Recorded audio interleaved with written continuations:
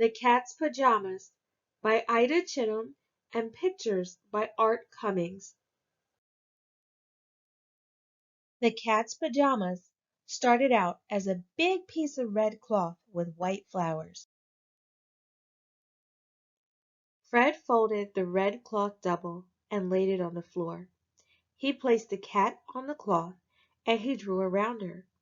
He took the scissors and cut out the cloth around the crayon line. Fred held up the two pieces of red cloth with the white flowers.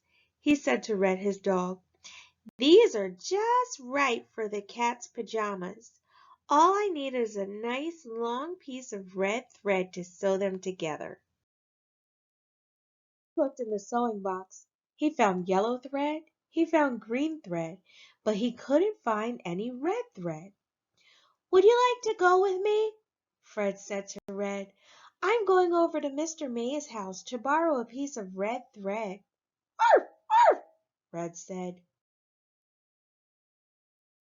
Fred knocked on the door.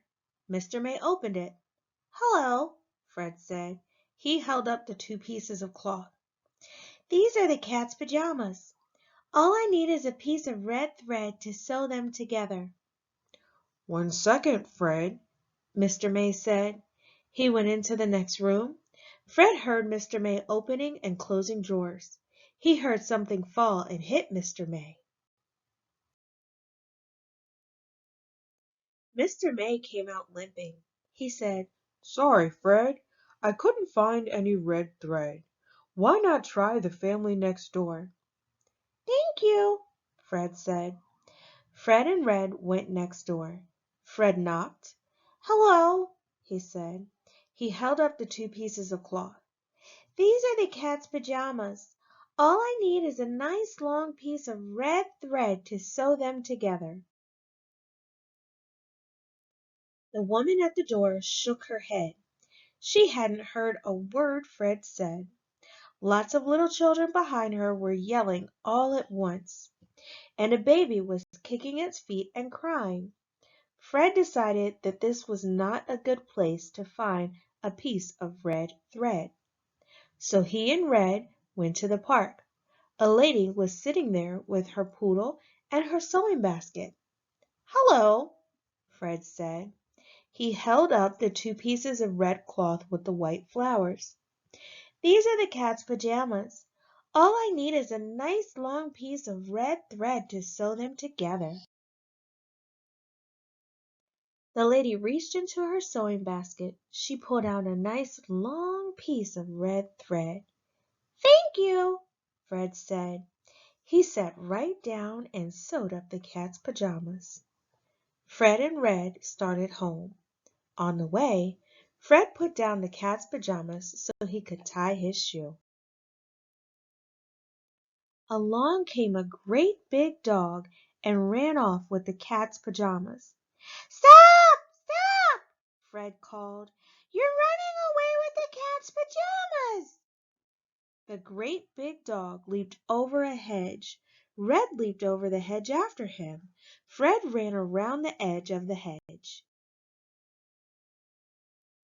By the time Fred and Red caught up with the great big dog running away with the cat's pajamas, a tall boy had taken them from the dog and tied them to his kite. All Fred and Red could do was stand there gazing up into the sky, watching the cat's pajamas flying higher and higher. "Doesn't that red piece of cloth with white flowers look nice as the tail of my kite?" the tall boy asked Fred. "Those are the cat's pajamas," Fred said. "I just made them today." "Oh," the tall boy said. "I didn't know." Hand over hand, he began bringing down the kite so he could return the cat's pajamas. But the kite got caught in the top of a tree. "Don't worry," the tall boy said. "I can climb that tree." So the tall boy climbed the tree, untied the cat's pajamas, and tossed them down to Fred, just as a garbage truck was passing underneath. The cat's pajamas fell into the garbage in the back of the truck. Fred and Red ran after the truck. Fred was shouting and pointing. "What's the matter?" shouted the driver, slowing down. "You're driving away with the cat's pajamas," Fred said. The driver stopped the truck with 2 fingers. He picked the cat's pajamas out of the garbage and gave them to Fred. "Thank you," Fred said. He held the cat's pajamas far from his nose as he walked away. A girl was coming toward Fred and Red. She made a face at them and said, "You'd better not get that dirty old rag near me." "It's not a dirty old rag," Fred said. "These are the cat's pajamas, and I'm taking them home to wash and dry them." When Fred and Red got home, Fred washed and dried the cat's pajamas. Then he looked for the cat. She wasn't in the garage. She wasn't asleep in the chair next door. She wasn't on the windowsill, but she was curled up fast asleep in the basket right in the laundry room. The cat took one look at the pajamas, hissed, and ran away. "Now what will I do with the cat's pajamas?" Fred said. He looked at Red. "Would you like to try on the cat's pajamas?" "No, no," Red said. Fred scratched his head. "I have an idea," he said.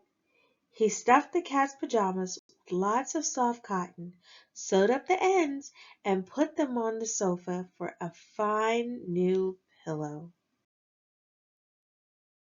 That's what happened to the cat's pajamas. Thank you. Don't forget, subscribe to this channel, like this video, and share it with your friends. And for more fun adventures like these, check out some books on your own at your local or school library.